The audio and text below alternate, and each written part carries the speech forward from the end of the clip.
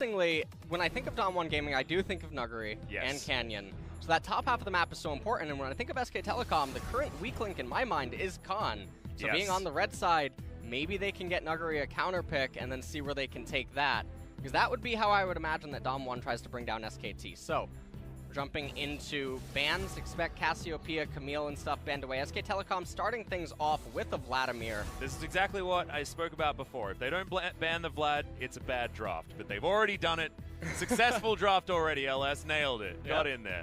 Cassiopeia, like you say, of course, going to be banned away. We'll see whether the Aatrox is going to sneak through. We've seen a few more teams experimenting with leaving that certain guy up as the Rakan also going to take a hit. And interestingly enough, Dom1 Gaming here in the LCK so far have only won when the majority of their wins are with the Xayah Rakan bottom lane duo. They're 100% win rate with it, and they played it 3 times in 3 of their wins. So SK Telecom's bans are more so focused against Dom1 than they are against the generalized meta right now. Yeah. And Urgot being the final ban by SKT. Dom1 did ban Lucian. This does mean the Aatrox is alive and well. The Aurelia also up. Doesn't really play Aatrox actually that much inside of solo queue. He has played it once professionally ever. Right, so I don't expect SKT to take that. Now Galio's still on the table. That could get banned away, and that could lead to SKT snatching a Kali right away. But with Galio and Akali still being open, SKT can take the gamble. They could go Akali, and then Dom1 probably responds with a Galio pick. Or SKT could just say, I'm going to choose Galio, and if you want to choose Akali, you're welcome to. But then that can be ended up being met with like Vayne mid. Yep. And whatnot.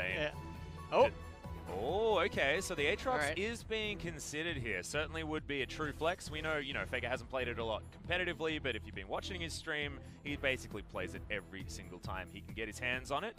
But now Dom1, like you say, Akali is available. So many big power picks still left on the board. Still haven't seen a successful Aurelia here in the LCK so far, but still something that does need to be respected, especially watching Griffin.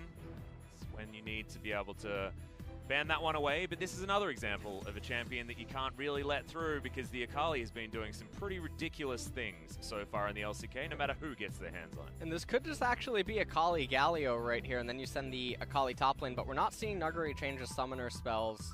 A lot of people believe that you need the Teleport Ignite if you are to contend with Aatrox up in top lane. But not sure if they'll take that approach, and if they don't, I think SK Telecom probably just responds with Galio. Galio is great into Akali, and especially even more so Kha'Zix. And they also know, right, that Canyon probably wants to have that Hero's Entrance on top of him. So Showmaker getting the last pick in this first round of the Galio is certainly something that they would absolutely love. Camille. So SKT can certainly grab Galio Camille if they want to. Cleared a great Camille player. Coming on over from the LPL. We'll see if they end up doing that. I actually don't see a reason not to. You just put Khan on the Aatrox up in top lane, and then you just get Galio Camille. And as far as ADCs go, I mean, there's still such a deep pool available. Yeah, certainly. That one hasn't been hit really at all, apart from the Lucian that feels like it is almost in permaban status here in the LCK. Showmaker thinking about the Zoe now that his Galio of choice has been taken away. Not really too many options that exist against Galio that can actually beat him. Zoe being one of the few. Azir definitely is another choice, but does look like that Showmaker's just going to get that Zoe. And now, when you're Dom1 Gaming, you might just want to try to pinch junglers here and take that option away. Maybe some of the favorites of Clid, and certainly getting the Hero's Entrance combo junglers out of the way would be a great idea. The Camille would make sense as the next ban. We'll see whether Clid's going to go back to something like his Lee Sin, which is so damn clean. Sin very good against the enemy champions, but Nocturne and Camille, I think, is a little bit scarier. Has to be respected certainly more. SK Telecom banning away Ezreal. Very strange. Of course, the Teddy special there, but going to be respecting Nuclear, being able to pick that one up straight after this ban phase. So the thing about the Ezreal that's interesting to me is I think that it's suggesting that SK Telecom is going to go full engage, and they don't want Ezreal to be able to peel away.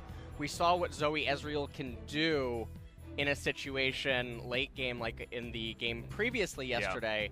if they can get online and get to that poke phase, it can become really difficult for a heavy engage comp, and then they become increasingly more reliant on their summoner spells. So Camille banned away by Damwon.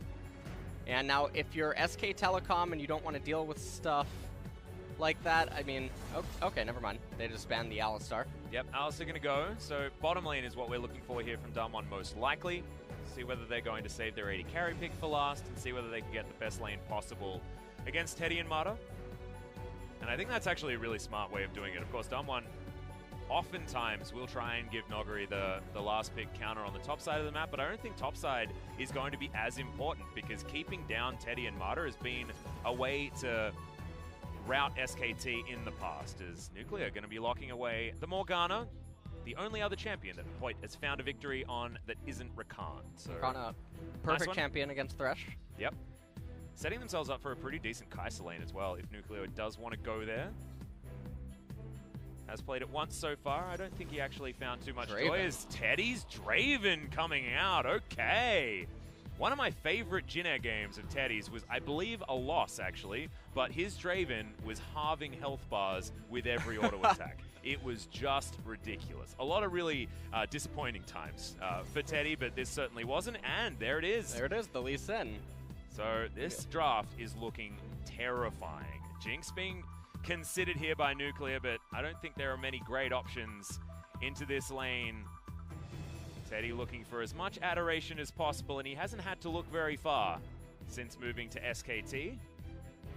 And now highlighting the Sivir. Okay, going to be locked in. Yep, all right. It is now locked in. I was looking at it, I'm thinking, like, what is a good option into the Draven? And it just doesn't feel like there are many. And if you remember back, actually, it was Ghost against SKT that brought out the Draven and hard smashed the lane. Yeah. And I believe what I took from that game was you can be anyone and you can still get Draven. You can still definitely get Draven. Yep. So, now they're doing the Dravening, and we'll see whether it's actually going to work here for SKT. And so the Damwon Gaming team composition's very interesting. They basically just have to weather the storm against SKT. SKT's champions are absolutely massive at 1 and 2 items. And then after that, as long as Damwon Gaming is keeping up and contesting with everything, it should actually be pretty smooth sailing for them. The thing that's ridiculous, though, is I'm seeing a Draven, and I'm seeing absolutely no tanks or anything that can soak any sort of damage on the side of Damwon. They have to blow Teddy up before he can get any autos in. Otherwise, I just don't see a way for this working. Because look at this comp. Yeah. I mean, it works really nicely. Front to back, absolutely fine. You walk the Galio in there, you've got Aatrox bouncing around with his World Ender up. He's not going to be dying. And then you got Whirling Death flying in from the back line. The Zoe's going to have to be skipping around. The funny business with the shenanigans that Akali can always provide will need to be there, and Canyon's going to have a great early time in the jungle to be relevant here on this Kha'Zix and not just get 2 axes to the face and he's dead. And if Showmaker ends up getting ahead on this Zoe, it's such a nightmare for the SK Telecom team composition because they're not well equipped to deal with her if she gets ahead. So we'll see what ends up happening as we jump into game number 1.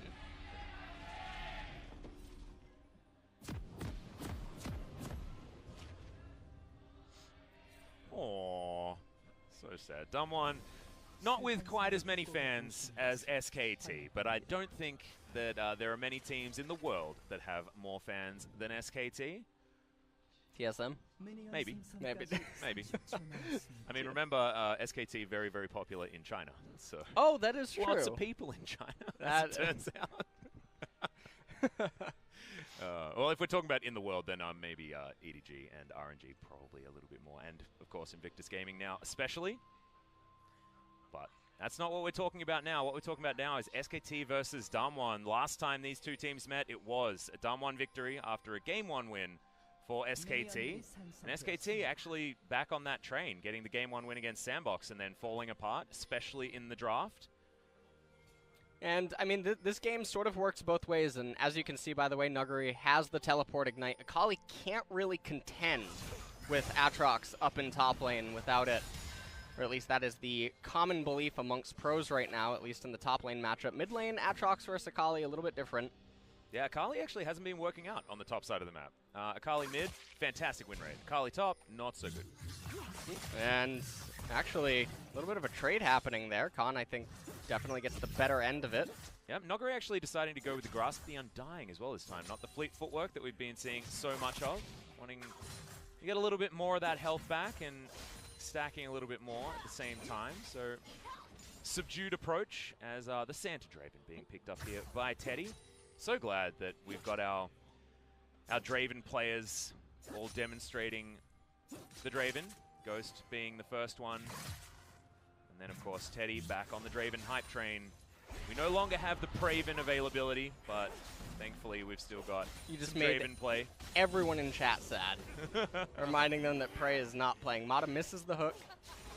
Yeah, and Mata not actually playing with his skin as well, after getting some really nice trades in after that play. Noguri still just dancing around here with Khan, but that's what happens. You can't expect anything other than this from the bottom lane of SKT, especially with these champions. As what I was going to say is that Mata didn't take his Samsung White skin, meaning that not feeling all that confident, does like to do it when he's feeling confident, as Khan cancels that auto attack, probably didn't want to. As Clid comes in, not going to look for the Q as Showmaker a little bit too far away. Both junglers not going to be finding any level 3 ganks at this point.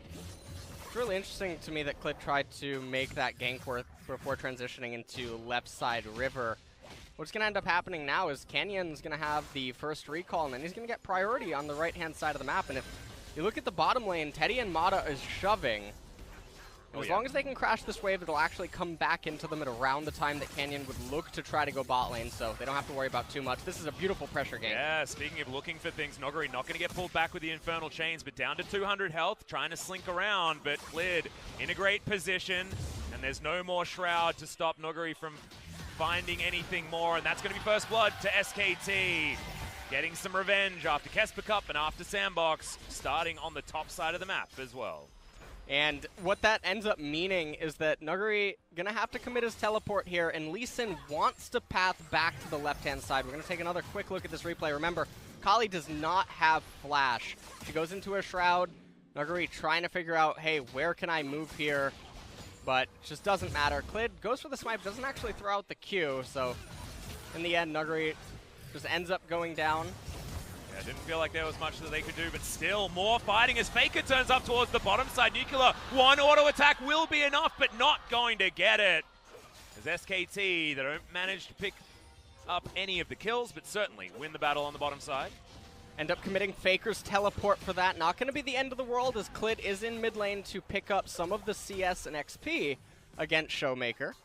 Yep, Showmaker having a great time though. Head by few farm after that roam does go a little bit astray. Very, very close to picking that one up, but getting every single summoner spell out of the dumb one bottom lane will certainly mean good things in the future for SKT. Noguri trading back very, very nicely here against Khan, but he hadn't gone back home yet. Has the teleport, see what he can actually pick up from the shop. Cooldown reduction, generally what you're going to be looking for on that first back. And the Kindle Gem has been purchased. So, SKT having a great time when it comes to the top side of the map.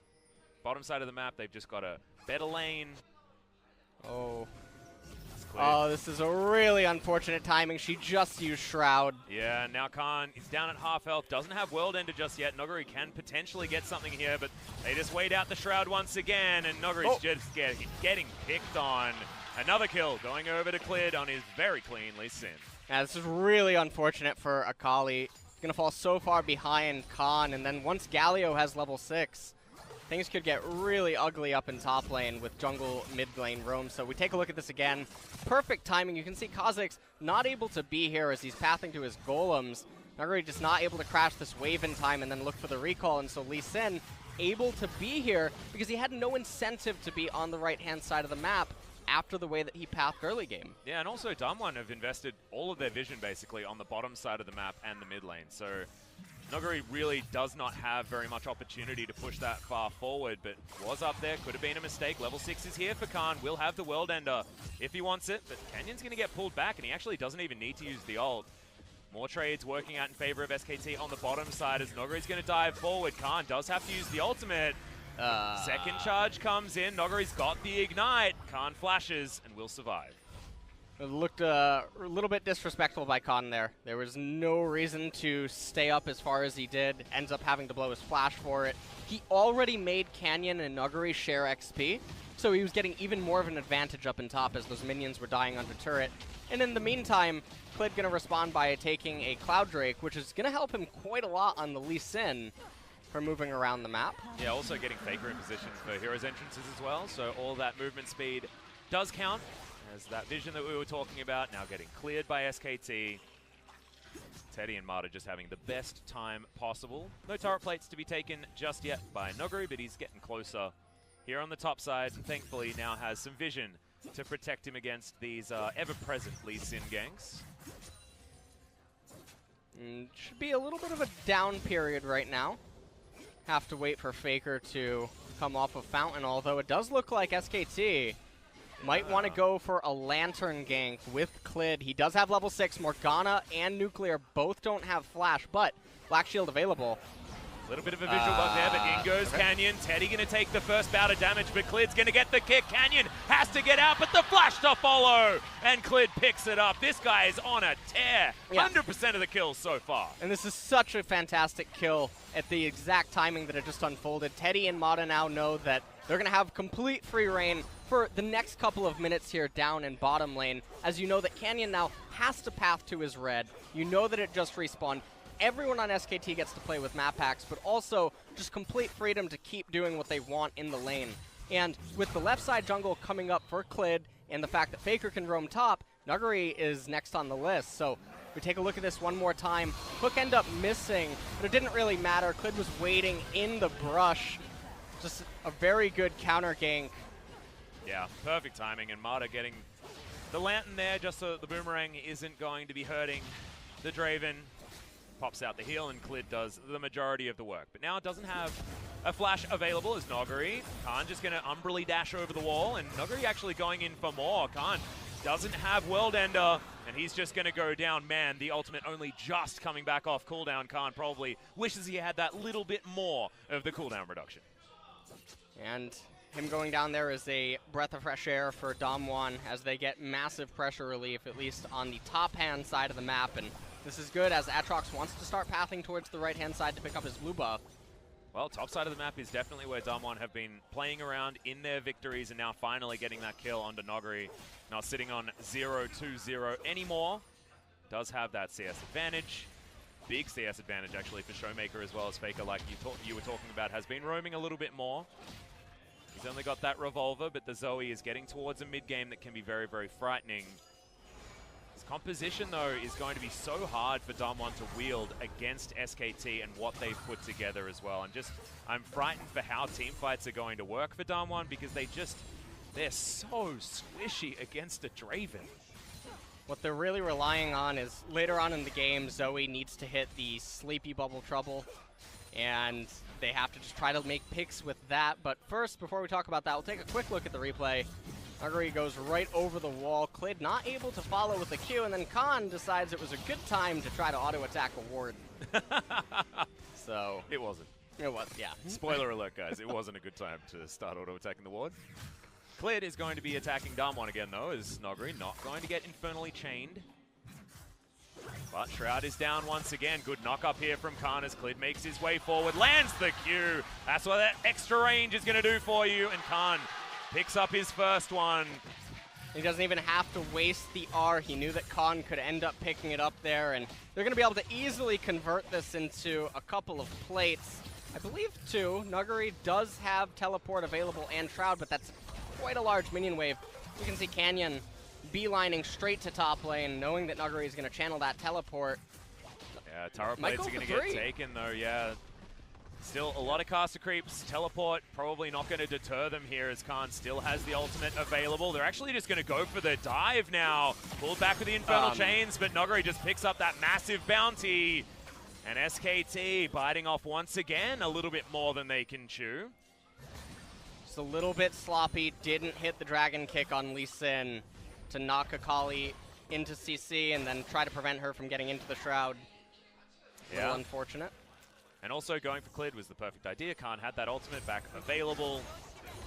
But SKT going to continue knocking down these turret plates. Bottom side now is under fire, as Canyon thinking that he can probably get some as well by picking up Shelly and throwing her against one of these turrets. And Canyon... Looks like he thought about stopping it for a second, but he is going to continue on. But SK Telecom saying thank you for the leash as they begin to make their way towards this Rift Herald. Canyon's going to have to give this up, and the Skull Crab to boot, so... Yeah, he's going to bounce on over. They just did not have enough control as Trouble Bubble is going to arm. Marty uses the stopwatch just to avoid being paddle starred to death. SKT, though, not going to be too worried about it as Canyon's going to make this a 50-50. Taunt lands onto only one. Hook's going to be there as well, but they get rid of the bug first. Hoyt just going to get smashed by Khan, whose World Ender is going to keep him back alive. Can Damwon actually find anything? And the answer is probably no, as Faker has the hero's entrance to exit the fight. Showmaker now still wanting to find more. Justice Punch moves in on over. And SKT make it out alive. 6-2 now, the scoreline, and SKT starting to run away with this game. They got so much value there. Teddy was able to stay bottom lane, get so much XP in CS. Nuclear was brought into mid for all of that, but SKT walks away super victorious from this whole trade. Yeah. You can see here they're doing the Rift Herald. Faker actually misses the taunt onto Canyon. Didn't really matter. Galio, nice champion. And then Hoyt getting locked up right there.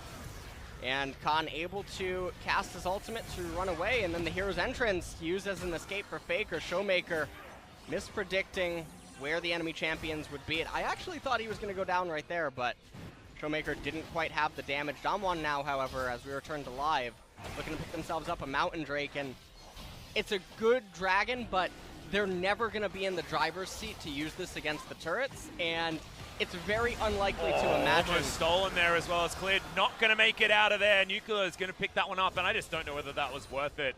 Here for SKT, Clid throwing his life away. Now SKT maybe need to play a little bit more respectfully without their jungler on the map. Teddy says, no, I disagree with you. I'm just going to run at them. I'm Draven. Run at them indeed. He will try. He does have that Bloodthirster now. Sivir also has her first core item. Yep, Stormrazor is in. As Hoyt's going to go back to base. Marta not going to find him with any of these hooks.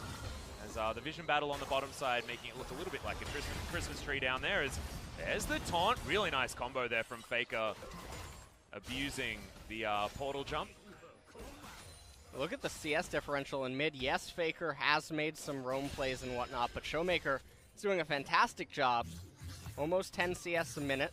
And I think that this is always going to be so incredibly important this game as well. He needs to keep these health bars low so that SKT can't just walk at this Damwon squad, right? So Showmaker needs to be landing the bubble troubles, as you say, and they need to be able to get in there and finish things off because Noguri and Canyon can certainly do that. With On the Hunt to help out as well. Any sort of pick opportunity that Damwon can have, if they can snowball any of these fights, it's going to be very, very important for them. Level 10 on the Akali here for Noguri, who gets pulled back with the Infernal Chains, but straight up doesn't care, starting to really win these trades topside. He has that Gunblade now, and Khan is going to be able to heal back up. He just hit level 11 as well. Damwon Gaming looking to make a rotational play to maybe try to prioritize that Rift Herald and try to get the top tier 1 turret. Yeah, Shelly, of course, not actually going down, did end up resetting. 15 minutes into this game means that turret plates have been down for a minute, so not going to be able to use Shelly to get any of that extra money, but can now start breaking open these turrets and getting the standing gold. Clid. Faker, meanwhile, yeah, Clid getting going that for turret. some sort of flank, but like you say, Faker's on the bottom side. He's going to be able to pick up that first turret. Not as important as it used to be, but still, they're going to be getting the objectives, and Shelly's taking a while to take down. SKT might try and make it 2. Half the health bar now, already been taken as Showmaker does get in there with the Paddle Star. Trouble Bubble not going to get followed up on, so Clid is going to be okay for the moment. Faker now just going to be starting on this blue buff and going to continue pushing this way forward. I just don't know whether the Rift Herald was worth all of that investment. You can see even in the vision that Damwon put down, they certainly wanted to get the Rift Herald, but is it actually going to mean anything after losing first turret, half the health bar on the mid lane outer turret, and a blue buff? Well, the Rift Herald is going to be able to bounce back and get that mid lane turret because Showmaker did quite a lot of damage to Faker. 7 health. Faker's turret, and yeah, 7 health. That feels really unfortunate. Nuclear just going to walk back in there and auto-attack it. Yeah, backdoor bonus not quite enough to deal with an auto-attack after only having 7 health. So Nuclear just going to come up and do that. So 1 turret apiece, both of these teams, and Did really feel like SKT had a snowball started, but if you have a look at the gold, it's only 2,000. We've seen leads like that can come from these sort of early kills be stretched way further than this. So far, Damwon certainly still in this game.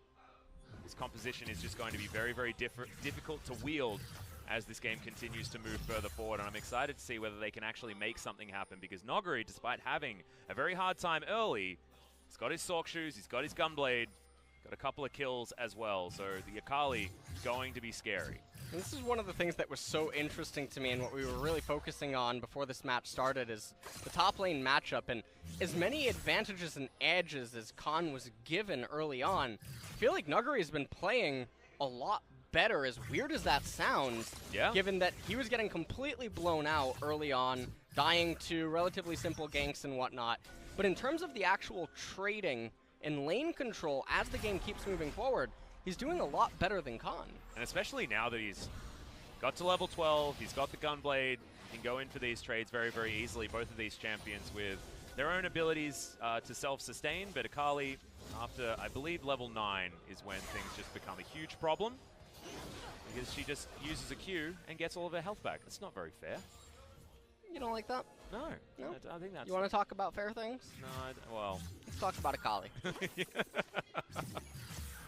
dear. Well, Khan is saying that it definitely isn't fair, as he's going to cop that Q to the face, and Noguri gets all of that health back, exactly like we were talking about. Well, that's why in 9.2, Aatrox got nerfed, but not Akali. Yeah, I'm just so glad that that's how that worked. Certainly pleased to finish my placements, don't you worry about it. Let's talk about Silas as well, shall we? Yep. No, let's not. We're not doing that. It's not 9.2 just yet. All right, we don't need to worry about him for the next few days, maybe next week, in fact. So it might even be the very next day of the LCK. We're going to have a couple of days off, and then Wednesday we'll be back in, but not sure where the 9.2 is going to hit, but it is likely that we'll get it. One of the first regions to get new patches in the past, and I think that is going to continue as well.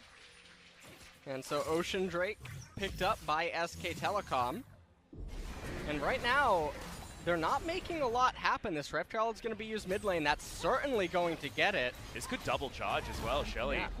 Not going to be all that useful in taking down the outer turret, but now getting the double charge in there means that they're breaking a real big hole all the way through. But now SKT are looking for that team fight like we were talking about. Showmaker, oh my goodness, that was a beautiful Black Shield. Coming in from Hoyt, just to stop Khan from getting any of the knockups. And SKT can't punish a turret and a half from going down. And the real big thing here is, so the gold lead is relatively even when you consider the team compositions. You would expect SK Telecom's team comp to be the one that would get ahead. That's what you would expect coming out of the pick ban. So even though the gold lead says that SK Telecom is ahead, it's not really... I would actually say that they're probably not ahead right now. But the one question mark is Draven's passive. Yes, when does the adoration come in?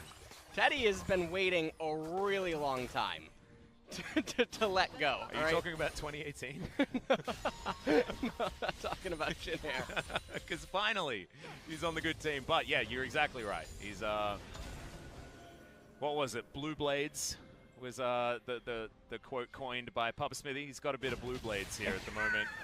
Really wants to cash in as quickly as possible. I think he just got out of prison. He's waiting. Quite literally. Are we talking about Jinair again? No. So. All right. Noguri down on the bottom side, though. He's just going to continue farming things up. Has the Oblivion Orb and Sork Shoe combo for all of that magic penetration, all that good stuff.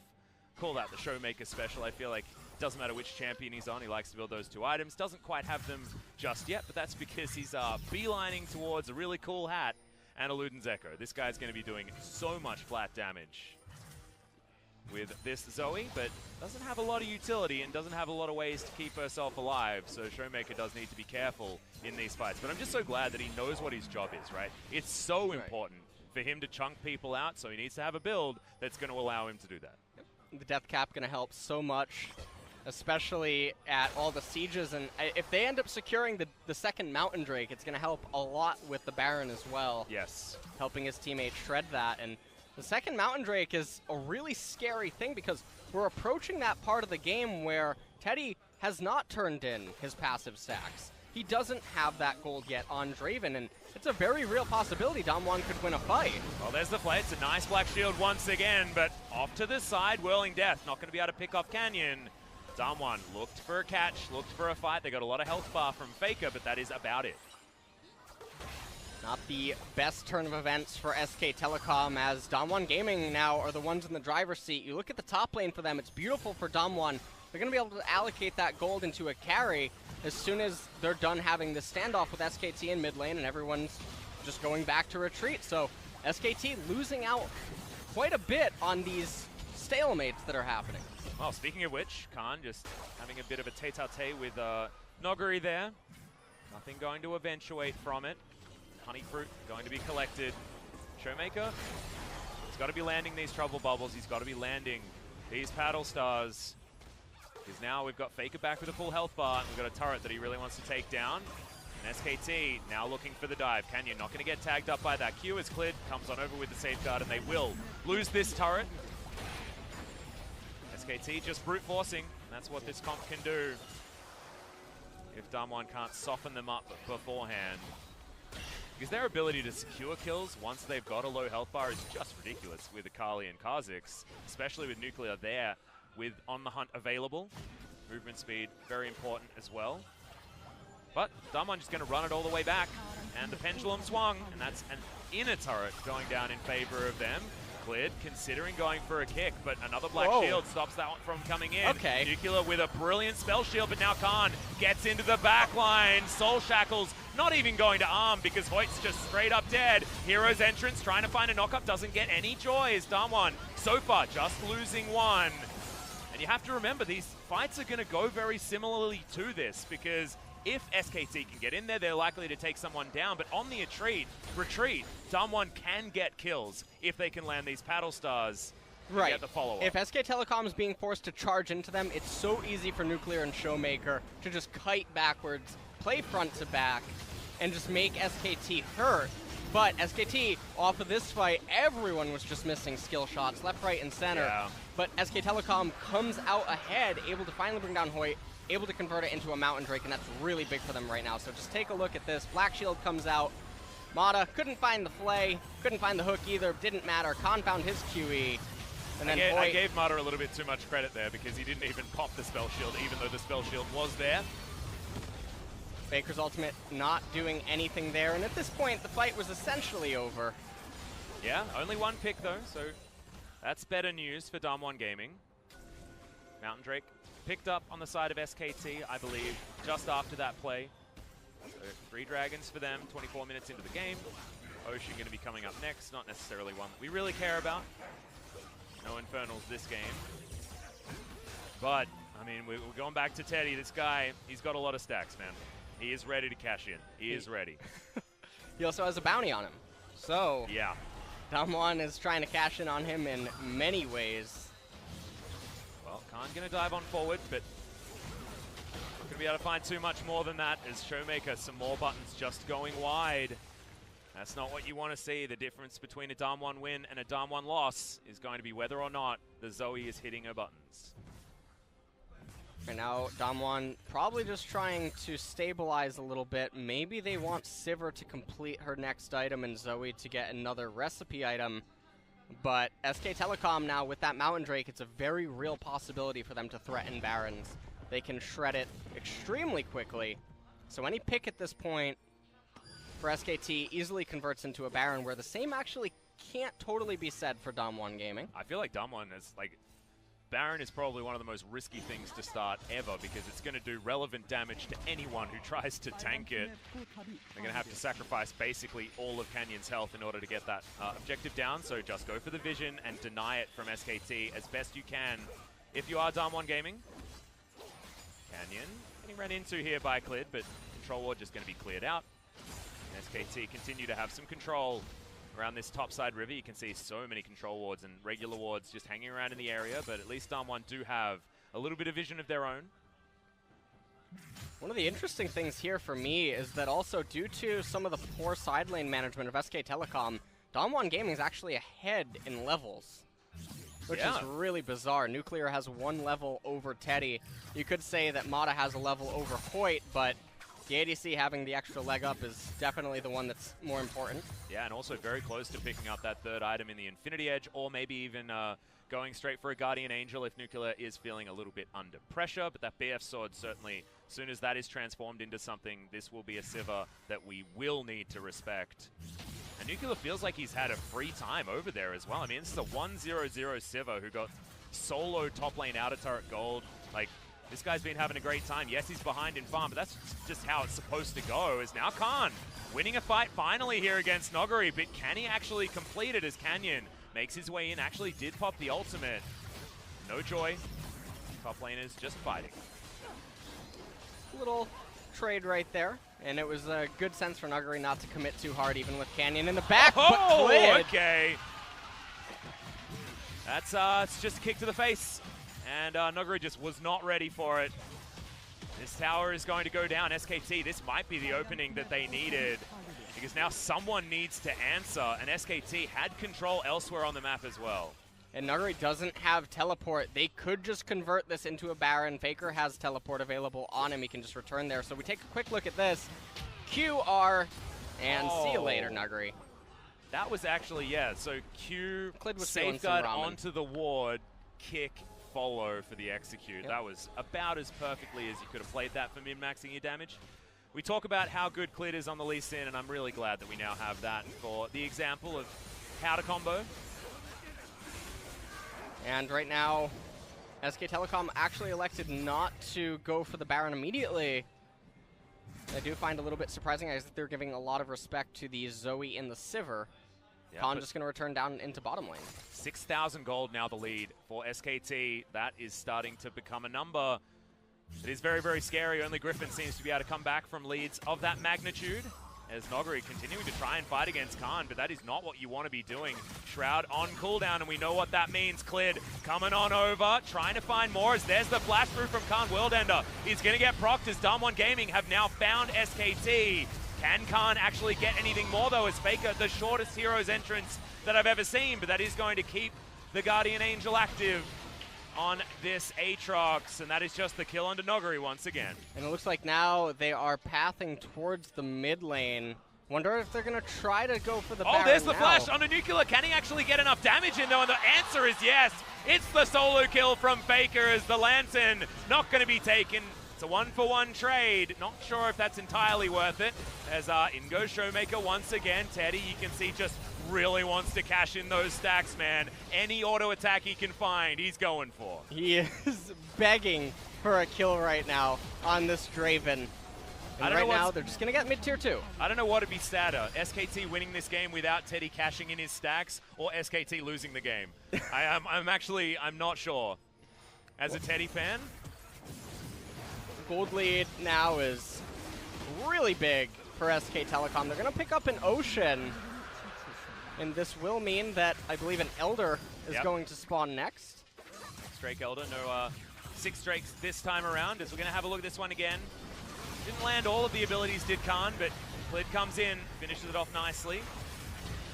Right there, Hero's entrance.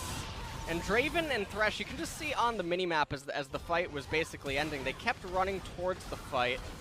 And then right after the fight, Faker decides to let Nuclear know that Galio's a fun champion. I'm pretty sure Faker just... So that was from 100%. I think he landed every single bit of damage he possibly could and then killed him with Aftershock, which is just cool. It's just cool. There was nothing else other than auto attacks that he had to do damage after that point. So, I think Galio is a nice champion.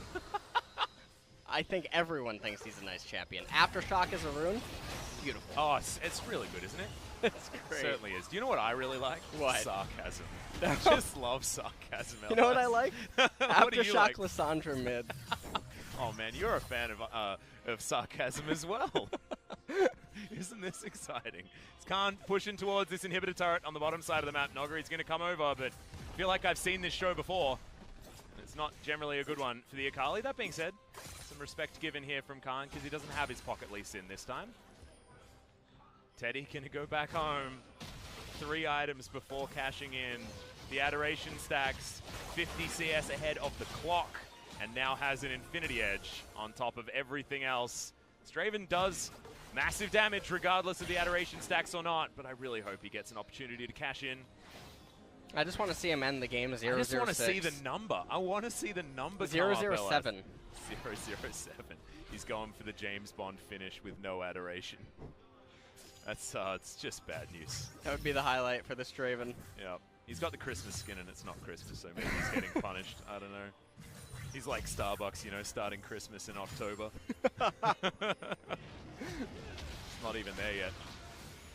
I still have my Christmas tree up though, so I guess I'm to be blamed as much as Teddy is, who's walking into 4 people right now, but thankfully has some extra movement speed. Canyon gonna at least get the lantern out of Mata, but Khan looking for this flanking play, diving into the middle of 4 members, and Damwon are running for the hills. Good kickback there from Cletus. There, no, doesn't get the cash in. Oh man, it was so damn close. It's Khan. It's gonna steal it away. Noguri now in amongst the team, has to use the ult defensively as there's the hook.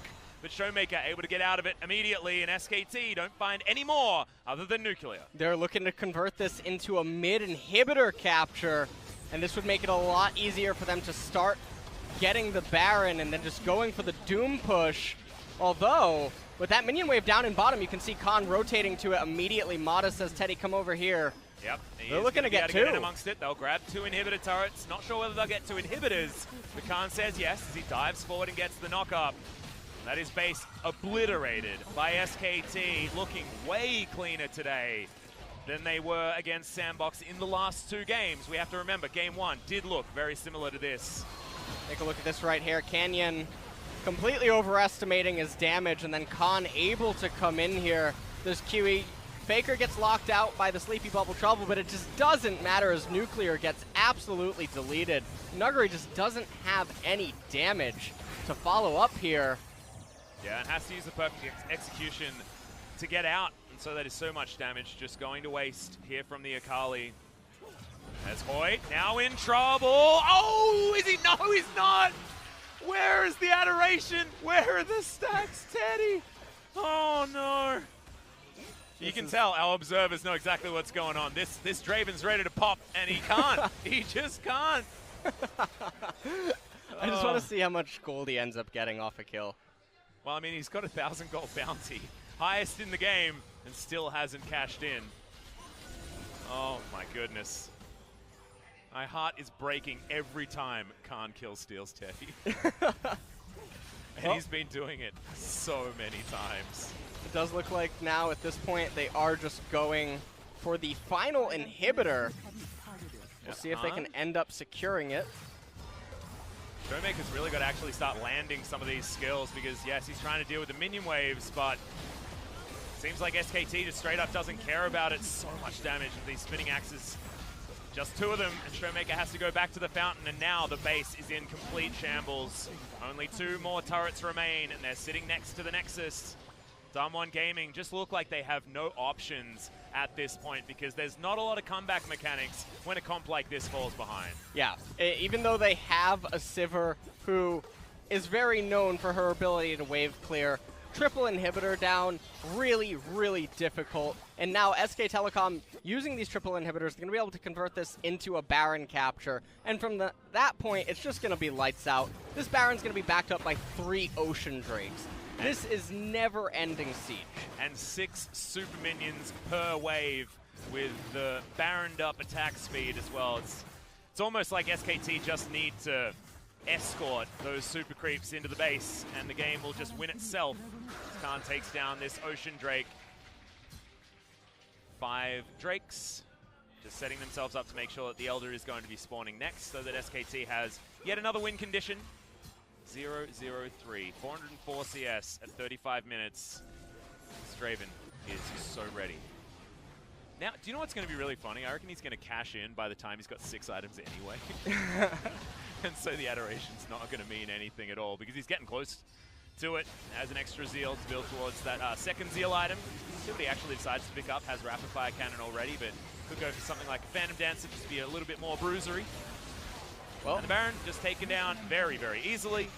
See, the axes do really hurt. I mean, Teddy just needs to auto-attack someone about 3 times, and those stacks will come. It's going to happen. Well, we'll see if he can end up getting a kill. That's all that I'm looking forward to here, as this should be the Doom push. I can't imagine a world in which Dom1 Gaming is able to recover. Yeah, it's going to be very, very difficult. Probably talking about game 2 now, as Teddy still able to get some shots there. Trouble Bubble is going to land onto him, but no joy. The rest of the team able to gather around the Teddy. Now Nexus turrets starting to go down. Dom1, do they have another fight in them? Are we going to see that big number from Teddy as he's looking for it? One auto would have got there onto Nuclear, but he does make it onto the Fountain as now Teddy just still looking for these auto attacks, looking for more. It is Khan that picks up another one though, as now the Nexus is under fire. Finally, he picks it up, immediately makes it a double now. Didn't see the number, but thankfully, he's not going to finish the game without an adoration pop-off. And SKT walk away with a Game 1 victory, but can they follow it through? Dom1 Gaming, it was the 2 games after this that were the important ones against Dom1 earlier on in the year, and against Sandbox as well. It was games 2 and 3 that we needed to look for. Can they make it a clean 2-0, or Dom1 going to be able to fight back? Well, we'll see. Dom1, they should remain at least optimistic. They had a lot of disadvantages early on, but they stood in the game for a while. I don't know why they didn't play more towards Nuguri than they did, especially early on, but if Nuguri can get a lead, he was looking a lot stronger than Khan leading into the mid-game, so we'll have to see what ends up happening in game number 2. Yeah. And I felt like the rest of the map sort of fell apart. I mean, Canyon was basically a non-factor throughout most of that game, and Cleared probably had one of the best early game Lee Sin performances that I've ever seen. Just coming after Nuguri over and over again, giving Karn that lead that he was looking for, and then setting the bottom lane up just to win naturally after that point. I mean, what more do you need out of a jungler? Yeah, Nuguri dying early on as many times as he did was really, really pressuring for his team, because he was supposed to be one of the primary carries, and if Kali can get ahead in that matchup or even go even, can actually become a nightmare in the top lane. There's a lot of kill pressure. So taking a look at the post-game breakdown, and Khan actually did a lot of damage. A massive amount of damage. I guess more of those Qs were landing in the team fights than we were expecting, but also he was fighting against Nuguri over and over again, and then Nuguri was using that passive to heal himself back up again, so you can imagine why that number is so high. However, it's not often that you see the Aatrox being this far ahead of everyone else. Doing more damage than a Zoe in a game is just silly. And Faker, I mean, this game, he was helping. Yeah. 9.1. Well, I mean, that's, do you know the 2 champions that Faker has played so far in the LCK? Urgot and Galio. Sounds like fun. Just really doesn't sound like fun, does it? It's just not a great time for Faker there in the mid lane. But when things... waiting for Lissandra. When he moves off there, when he moves off things like the Lissandra, the Urgot, or the Galio, it's not victories for SKT. So what will we see in game number 2? We are going to have a short break, guys, but when we get back, we are going to find out.